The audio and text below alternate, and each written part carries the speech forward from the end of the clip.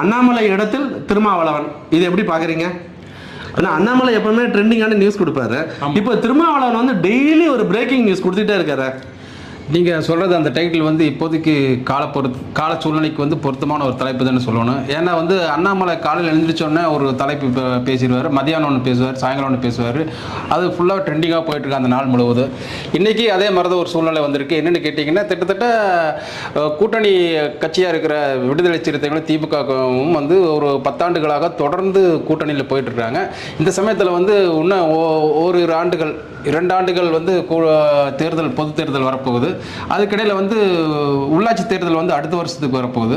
So வந்து இப்போ வந்து தமிழக அரசியல் வந்து ஒரு சூடான சூழ்நிலைக்கு தான் போயிட்டு இருக்குது. இந்த சூழ்நிலையில் வந்து விடுதலை சிறுத்தைகள் கட்சி தமிழகத்தில் வந்து ஒரு பேசும் பொருளாக தன்னை மாற்றிட்டு இருக்காங்க அப்படிங்கிறத பார்க்கணும். இதுக்கு காரணம் யாருன்னு கேட்டிங்கன்னா அர்ஜுன்.